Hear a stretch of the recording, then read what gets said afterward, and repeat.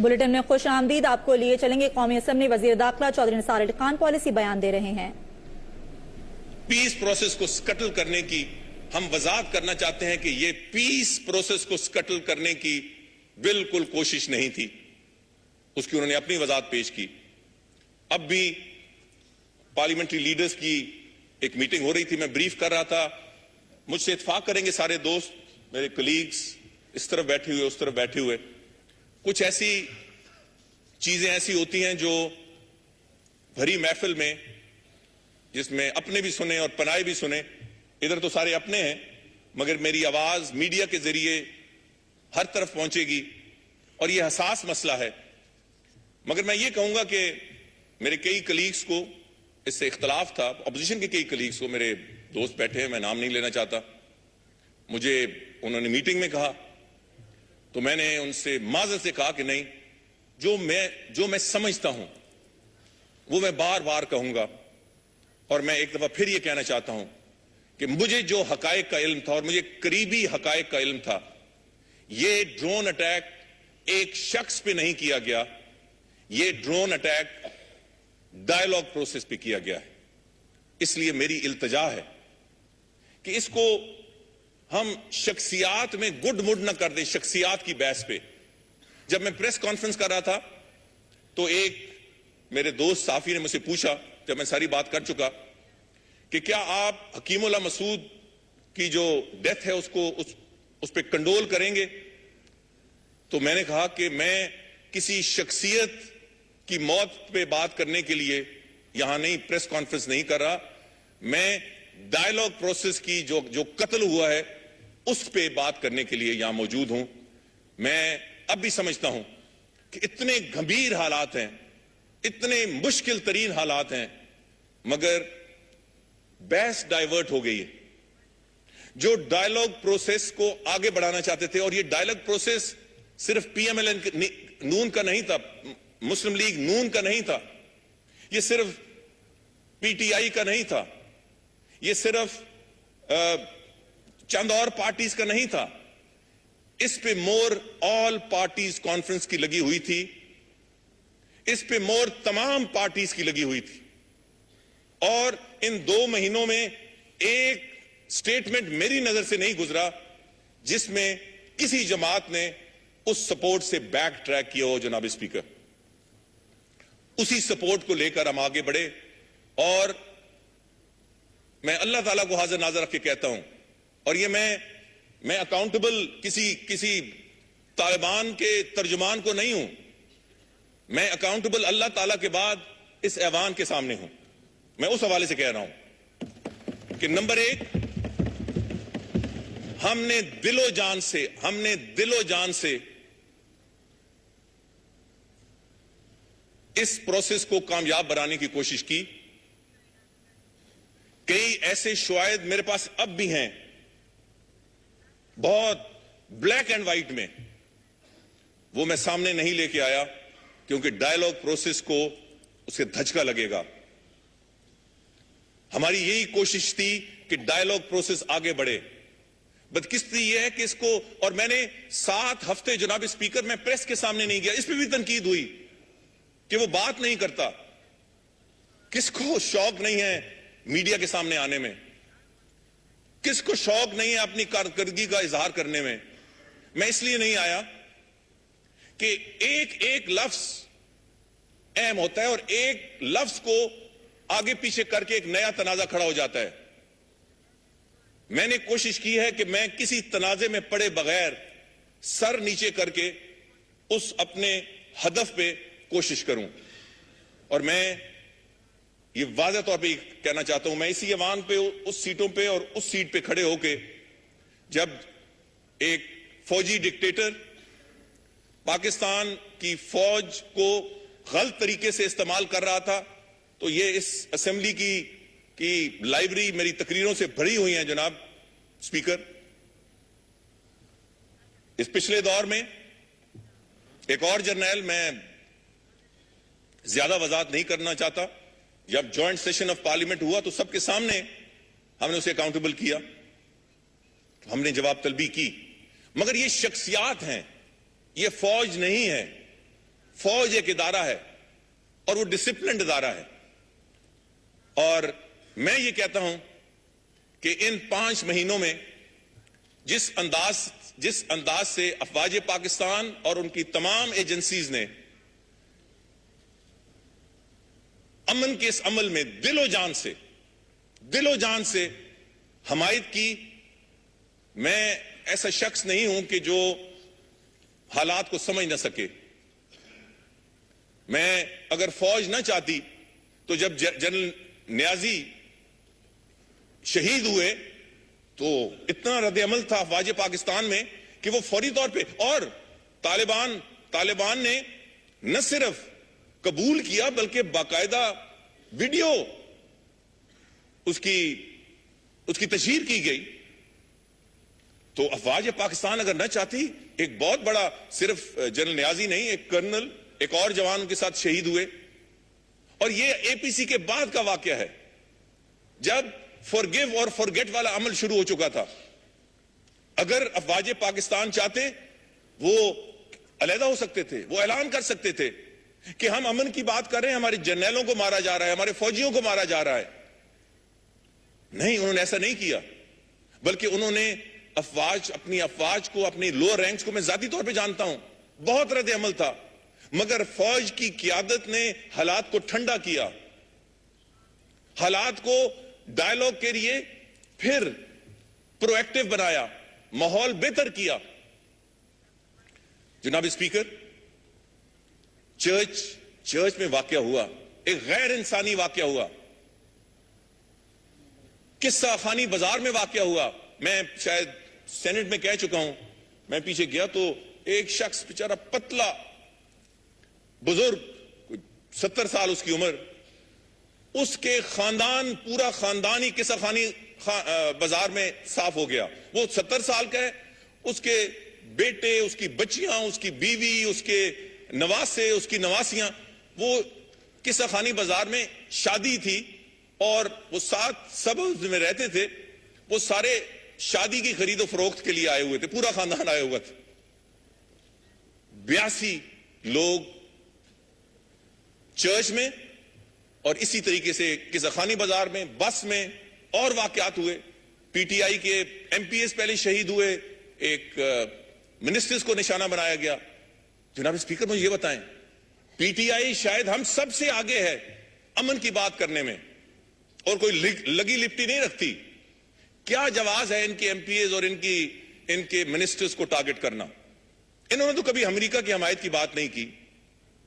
और पार्टीज हैं, हमने कवायफ कौम के सामने नहीं रखते। हम भी कह सकते थे कि ये कवायफ हैं, और वो कवायफ कुछ छोटे मोटे नहीं थे।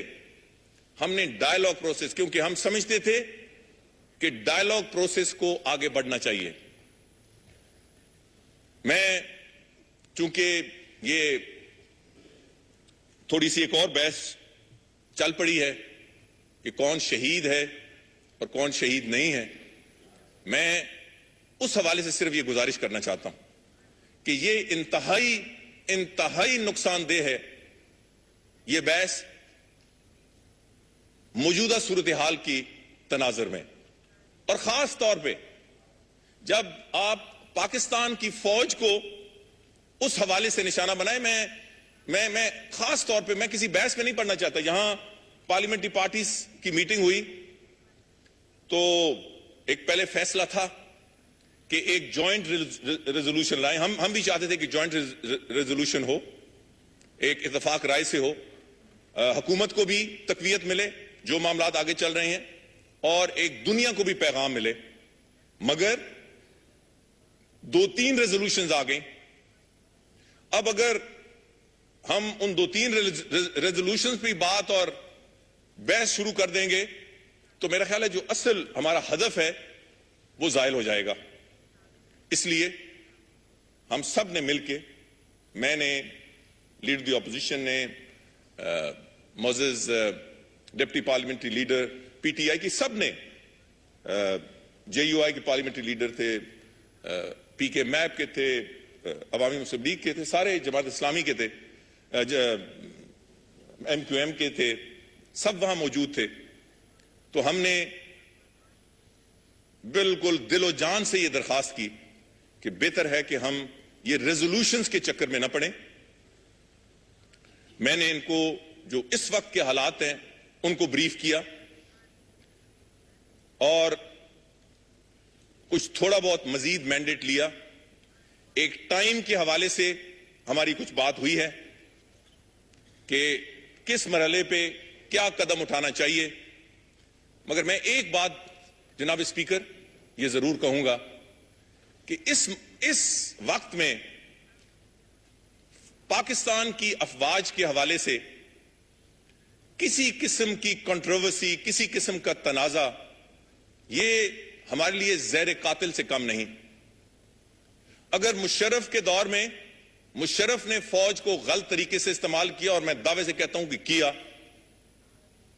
तो आज उसको सामने रखकर आज पाकिस्तान की फौज और उसकी क़ियादत का जो एक वसीतर पर्सपेक्टिव है और पाकिस्तान के लिए उनकी जो खिदमात हैं उसको मजरू न किया जाए।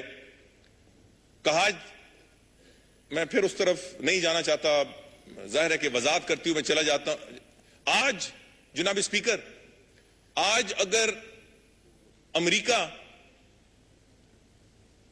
ये जैसे कहा जाता है कि पाकिस्तान की फौज अमेरिका की जंग लड़ रही है, तो मुझे ये सिर्फ ये बताएं कि जब भी इन 5 मीटिंग्स में 5 महीनों में हमारी तो अमेरिकियों से बात हुई है, वो सबसे पहले चार्जशीट ही पाकिस्तान की फौज को करते हैं। ये वो गलत कर रहे हैं, ये वो गलत कर रहे हैं, ये वो गलत कर रहे हैं।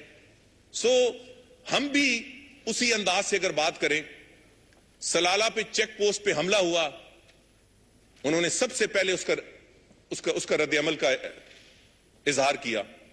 आज जो एक खुशकिन सूरत हाल है वो ये कि अफगानिस्तान के अंदर जो मुतहारिब ग्रुप हैं उन सब के तल्लुकात अफवाज पाकिस्तान से और हुकूमत पाकिस्तान से मुस्बत हैं। अफगान तालिबान के तल्लुकात ठीक हैं। अमेरिका एक तरफ अफवाज पाकिस्तान को अफगान तालिबान की हमायत का ताना देता है और इल्जाम लगाता है, दूसरी तरफ, और ये मैं उनके सामने कह चुका हूं, दूसरी तरफ इसी अफवाज पाकिस्तान और इनकी एजेंसीज की मदद लेकर अफगान तालिबान को कायल करता है कि वो दो प्रोसेस में अमेरिका से मुज़ाकरात करें। सो अफगान तालिबान से हालात बेहतर हैं। आपको पता है कि मुशर्रफ दौर में अफगान तालिबान पे जो एक जुल्म सितम का एक दौर रवा रखा गया, उनके जो साबका सफीर हैं उनकी आप किताब पढ़ें तो वो सामने सब कुछ आपके सामने हो जाएगा। शमाली इत्तेहाद शायद पिछले कई सालों में पहली दफा जनाब स्पीकर पाकिस्तान से, पाकिस्तान की अफवाज से, पाकिस्तान की एजेंसियों से शमाली इत्तेहाद के तल्लुकात ठीक हैं। कारजाई हुकूमत, मैं जाती तौर पे मेरा जो भी मौक़िफ़ हो, मगर हुकूमत पाकिस्तान का, अफवाज पाकिस्तान का के तल्लुकात कारजाई हुकूमत से एक बहुत अच्छी वर्किंग रिलेशनशिप है। कारजाई साहब इधर आ चुके हैं, एक दिन के लिए आए, 2 दिन रहे, फिर ट्राइलैटरल मीटिंग हुई। अब प्राइम मिनिस्टर अगले महीने अफगानिस्तान जाने का प्रोग्राम है। और पाकिस्तान की अफवाज, पाकिस्तान की एजेंसीज इस कोशिश में है कि वहां अफगानिस्तान में कोई फेवरेट ना हो, कोई पसंदीदा ग्रुप ना हो, बल्कि तमाम ग्रुपों से यह फैसला अफगान अवाम के काम है कि वो किसको मैंडेट देते हैं, मगर पाकिस्तान की तरफ से पैगाम सबके लिए खैर का हो। आज वो खैर का पैगाम जा रहा है। इसलिए यह कहना सरासर गलत है कि पाकिस्तान की फौज अमेरिका के कहने पे कार्रवाई करती है या कार्रवाई कर रही है। इस वक्त मैं इस बहस को समेटते हुए, क्योंकि कुछ और पार्लियामेंट्री लीडर्स ने भी बात करनी है, 3 इश्यूज हमारे सामने हैं जनाब स्पीकर। हाँ, सॉरी, मैं एक बात की वजाहत कर दूं। ये जो 7 हफ्तों में जो मामलात चले, किस तरीके से कनेक्शंस कायम किए गए, मैं कई दफा प्रेस में देखता हूं, सुनता हूं, कई लोग अपने आप को एक्सपर्ट, सिक्योरिटी एक्सपर्ट कहते हैं, होंगे, कई अपने आप को बड़े सियासी लीडर कहते हैं, हम मान लेते हैं, मगर मैं कई बातें उनकी सुनता था तो मुझे अफसोस भी होता था और तशवीश भी होती थी। कई दोस्तों ने यह कहा कि ये लेट हो गया, 12 साल से मामला इस नैच पे पहुंचा है। जनाब स्पीकर, मैं अपने इब्तदाई कलामात में कह चुका हूं कि तालिबान के जो रिकग्नाइज्ड ग्रुप हैं वो 37 से ज्यादा हैं, सारे ग्रुप्स देखे जाएं तो 50 से ज्यादा हैं। और आज मैं एक और बात करना चाहता हूं, हमें यह कहा गया कि इनमें जो इफेक्टिव ग्रुप्स हैं उनसे अलग-अलग बात की जाए। ये मैंने बतौर जिम्मेवार शख्स हुकूमत की तरफ से यह फैसला भी किया और तमाम जो मेरे साथ लोग काम कर रहे थे उनको भी एतमाद में लिया कि अगर हम ये करेंगे तो ये पैगाम जाएगा कि हम तकसीम डाल रहे हैं। हमने ऐसा नहीं किया, हमने उनमें तकसीम नहीं डाली, हमने उनमें ग्रुपबंदी को आगे नहीं एक्सप्लॉइट नहीं किया। जनाब स्पीकर, हमने जो पैगाम भेजा वो उनके लीडर और जो उनके सीनियर लोग हैं। अब जब ये कई बड़े जानने वाले कहते हैं कि ये तो हो ही कुछ नहीं रहा था, वो कहें तो वो तो बात समझ में आ जाती है। उनके साथ एक वाकया हुआ, अब वो कहते हैं हमारे साथ तो कोई मामला ही नहीं चल रहा था। अब अगर मैं कवायद कौम के सामने रखूं और हकायक ब्लैक एंड व्हाइट तो एक और तनाज़ा शुरू हो जाएगा। मैं इसमें कोई जाती अना की प्रोटेक्शन के लिए यहां नहीं खड़ा या कौम के सामने नहीं खड़ा, या मैं I don't want to prove myself right, मगर ये सब जानते हैं और ये कोई थोड़े लोग इसमें इन्वॉल्व नहीं थे। जो 6 तारीख मैंने प्रेस कॉन्फ्रेंस का ऐलान किया था, उस वक्त वो 3 उलमा का ग्रुप उस वक्त वहां पहुंच चुका होता और मैं उनका ऐलान करता। अब कहा जाता है उनका ऐलान क्यों नहीं किया जाता? इसलिए ऐलान नहीं किया जाता कि हमें उनकी भी जान अजीज है, जो लोग बीच में पैगाम रसां हैं उनकी भी जान अजीज है, जो जिनके पास बहुत से कवायफ हैं, डॉक्यूमेंटेड कवायफ हैं, हमें उनकी जान भी अजीज है। हम इस तनाजे में क्या पड़े? एक मरहला आया, वो एक ड्रोन अटैक का शिकार हो गया। हम बहुत सारे लोगों की जान खतरे में क्यों डाल लें सिर्फ इसलिए कि हम प्रूव करें? एक दिन अखबार में आएगा कि हां ये इंटीरियर मिनिस्टर ने दुरुस्त कहा, उसने साबित कर दिया। इससे क्या फायदा होगा? ये बात तो अहम नहीं है कि मैं सही हूं या गलत हूं। असल मसला तो यह है कि जो पाकिस्तान मुश्किल तरीन सूरत हाल से दो चार है उससे निकाला जाए। मुझे उन लोगों को भी कहना है, मैंने कई बयान सुने कि जी इस पे हमें मौका दिया जाए। किसी ने नहीं रोका। अगर 13 साल में कोई एस्टैब्लिश नहीं कर सका एक तरीकाकार, कोई एस्टैब्लिश नहीं कर सका एक फ्रेमवर्क, तो 6-7 हफ्ते अगर उसमें लगे तो ये अल्लाह ताला का करम था कि वो बड़े फर्म फुटिंग पे एस्टैब्लिश हो गया। अब एक तरफ हमें ड्रोन अटैक्स का सामना है। मैं ये सिद्ध के दिल से, और बिल्कुल इसमें कोई इबाम नहीं होना चाहिए कि ड्रोन अटैक्स जब तक होते रहेंगे उस वक्त तक किसी किस्म का डायलॉग प्रोसेस होना ये खाम ख्याली। उस पे क्या अब तक की बात हुई है? रद्द-ए-अमल वहां से क्या आया है? मजीद इस पे क्या हुकूमत कर रही है? मैंने पार्लियामेंट्री लीडर्स को इत्माद में लिया और आइंदा 2 दिन में मजीद इस पे बातचीत होनी है।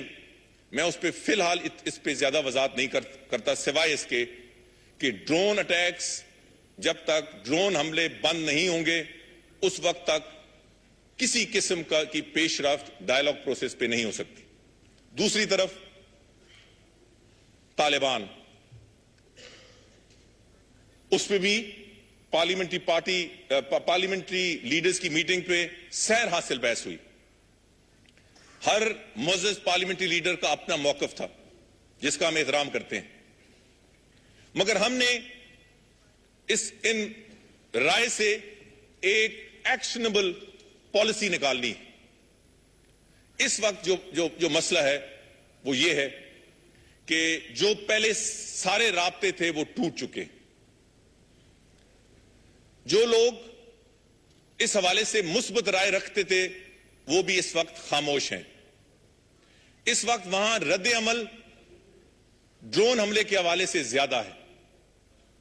इस वक्त वो समझते हैं कि नहीं, मैं अभी समझता हूं कि वो समझते रहें, मगर उनमें से बहुत सारी जानते हैं कि इस ड्रोन हमले में ना अफवाज पाकिस्तान मुलव्वस थी और हुकूमत पाकिस्तान का दूर दूर तक इससे वास्ता नहीं था। और मैंने जो प्रेस कॉन्फ्रेंस की वो हुकूमत पाकिस्तान की नुमाइंदगी करते हुए की, मगर ताली दोनों हाथों से बच सकती है। यह भी नहीं हो सकता कि इधर से डायलॉग की बात होती रहे और उस तरफ से इनकार होता रहे। जैसे मैंने कहा कि मैं तालिबान के किसी तर्जुमान का अकाउंटेबल नहीं हूं, मैं इस मुल्क के सामने अकाउंटेबल हूं। मैंने जो इस मुल्क के मफाद में हुआ, जब तक इस पोजीशन में बैठा हूं, इंशाल्लाह ताला मैंने जो इस मुल्क के मफाद में हुआ मैं इंशाल्लाह वो करूंगा जो मेरी ताकत है।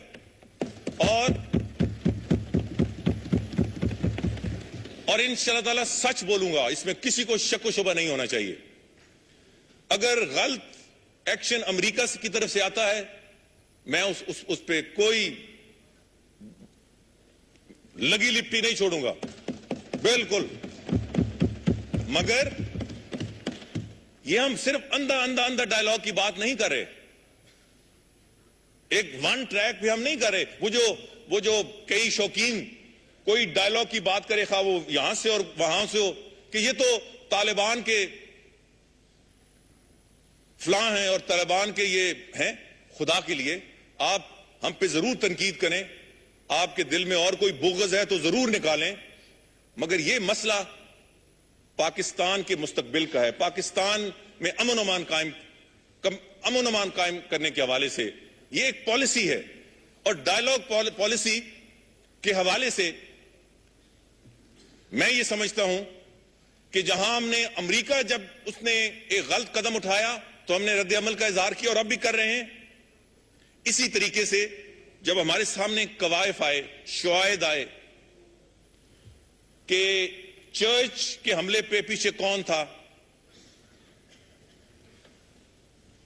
बस के हमले के पीछे कौन था, एक आध और वाकये के पीछे कौन था, तो मैं इस मौक़िफ़ पे डट गया कि जब तक अमन अमान नहीं होगा, जब तक ये धमाके खत्म नहीं होंगे, हम बाज़ाब्ता वफ्त, वहां से यही एक था कि बाज़ाब्ता वफ्त आना चाहिए। हमारा मौक़िफ़ ये भी था कि पहले मरहले में पस मंजर में बातचीत होनी चाहिए, मगर उन्होंने कहा कि नहीं, बाज़ाब्ता वफ्त आना चाहिए, सामने आना चाहिए। तो उस पे हमारा यह मौक़िफ़ था कि ये धमाके बंद होने चाहिए। उस तरफ से कहा गया कि हमने सीज फायर, ये पहले पाकिस्तान सीज फायर करे फिर हम करेंगे। तो हमने कहा यहां से तो सीज फायर, कोई मिलिट्री ऑपरेशन नहीं हो रहा। अगर अफवाज पाकिस्तान पे फायर ना हो तो वो फायर नहीं करते। सो हमारी तरफ से तो कोई सीज फायर मजीद क्या गुंजाइश है, मगर जो धमाके होते हैं उन पे जब तक रुकावट नहीं आएगी, हम पाकिस्तान के अवाम को डायलॉग प्रोसेस के हवाले से पूरा मुतमिन नहीं कर सकते। वो तकरीबन जनाब स्पीकर 2.5 या पौने 3 हफ्ते का विंडो ऑफ अपॉर्चुनिटी मिला। मैं ये नहीं कहता कि हमारे मुतालबे पे, मैं ये नहीं कहता कि मुझे नहीं पता कि आप उनको समझ आई, मैं नहीं समझता कि और बहुत सारे पाकिस्तान के दोस्त मुल्क के अंदर मुल्क के बाहर जो उसमें रोल अदा कर रहे थे, जिनका उन पे जोर था, जिनका उन पे असर था, उनकी वजह से मगर 2.5 या 3 हफ्ते, 1-2 दिन ऊपर नीचे हो सकता है, कोई धमाका नहीं हुआ। पीटीआई के जो वजीर साहब थे गंडापुर, उनकी शहादत के बाद कोई वाकया नहीं हुआ। तकरीबन 2.5 हफ्ते हो गए। फिर हमने अगला कदम पूरे 3 हफ्ते के बाद, जब ये बाज़ाब्ता हमारा आगाज होता तो 3 हफ्ते हो चुके होते, तो हमने पाकिस्तान का मफाद मुकद्दम रखा। हमने कोशिश की कि बड़ी एक बाइज्जत और बागैरत कौम की नुमाइंदगी करते हुए हम मामलात को आगे चलाएं। मैं एक दफा फिर ये वजाहत करना चाहता हूं। वज़ीर दाखिला चौधरी निसार अली खान का कौमी असम्बली में पॉलिसी बयान हम मुलाहिजा कर रहे थे। मजीद भी आपको ये पॉलिसी बयान दिखाएंगे, लेकिन इस न्यूज अपडेट के बाद। कौमी असम्बली में चौधरी निसार अली खान के पॉलिसी बयान पे की तवक्को की जाती है, ये अभी तक ये क्यों नहीं हुआ और वो क्यों नहीं हुआ। अब मैं ऐसे लोगों की तो तशफ़ी नहीं कर सकता। कुछ जेन्युइनली ये समझते हैं कि अभी तक क्यों नहीं हुआ, कुछ अपने और कई खिफ़्तगी मिटाने के लिए इस किस्म के सवाल करते हैं, कई इसके पीछे एक तनकीद का आंसर होता है। वो करते रहें, मुझ पे करें, मेरी पार्टी पे करें, बाकी पार्टीज पे करें, मगर जो प्रोसेस है, जो पॉलिसी है, जो डायलॉग की पॉलिसी है, उस पे तमाम पार्टीज इस वक्त भी मुत्तफिक हैं। हां, डायलॉग होगा, मगर डायलॉग तब होगा अगर उसके लिए माहौल सही फराम हो। डायलॉग तब होगा जब पाकिस्तान की आजादी, खुद मुख्तारी, पाकिस्तान की इज्जत, पाकिस्तान के वकार पे हम कोई आंच नहीं आने देंगे। इस मैंडेट के साथ और इस पॉलिसी के तहत और आपसे रहनुमाई से इंशाअल्लाह ताला हम एक दफा फिर we'll try to pick up the pieces. हम एक दफा फिर कोशिश करेंगे कि ये मामला आगे चले, मगर उसके साथ साथ मैं आपको यह भी यकीन दिलाता हूं कि कौम, हम सब सियासी क़यादत, हम सब इस मामले में भी पुरअज़म है कि हमने पाकिस्तान की हिफाजत करनी है इंशाअल्लाह ताला पूरी ताकत के साथ। हमने इनकी सरहदों की हिफाजत करनी है, हमने इसके एक एक इंच जमीन की हिफाजत करनी है, हमने पाकिस्तान के वकार की, इसके इज्जत नफ्स की हिफाजत करनी है। इसमें कोई गुंजाइश नहीं है। और इन अल्फाज के पीछे छुपे हुए हमारी नीयत को पहचानिए। मुश्किल सूरत हाल है, नामुमकिन नहीं है। मैं बिल्कुल वाज़ेह तौर पर कहता, अगर खुदा न खास्ता नामुमकिन होती तो मैं वो भी कह देता, मगर नामुमकिन नहीं है। हम क्या चाहते हैं? हम फसाद को रोकना चाहते हैं और इस मुल्क में अमन लाना चाहते हैं। ये नेक काम है। फसाद को रोकना, अमन के लिए और खुशहाली के लिए कोशिश करना, इसमें अल्लाह ताला की रहमत और बरकत है। और जिसमें अल्लाह ताला की रहमत और बरकत है, वो रास्ता रोका नहीं जा सकता। उसमें रुकावटें आ सकती हैं, उसको दाएं बाएं से धचके लग सकते हैं, मगर उस पे एक मुकम्मल कदगन नहीं लग सकती।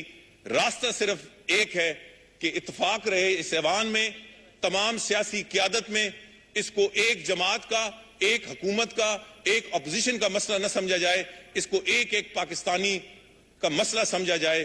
और हम अगर एक रास्ते से जाते हैं, रुकावट पड़ती है, हम आपस में मशवरा करेंगे, दूसरा रास्ता इख्तियार करेंगे। उधर से रुकावट होती है, क्योंकि अमन का रास्ता तलाश करना, मुझे बताएं कि कोई और रास्ता है जनाब स्पीकर?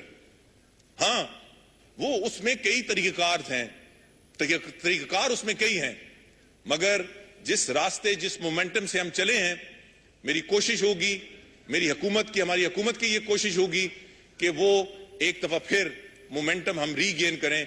मैं बहुत ज्यादा शुक्रिया भी अदा करता हूं अपोजिशन पार्टीज का, हमारी तरफ बैठी हुए हमारे अलायंस पार्टनर्स का, मीडिया में बहुत सारे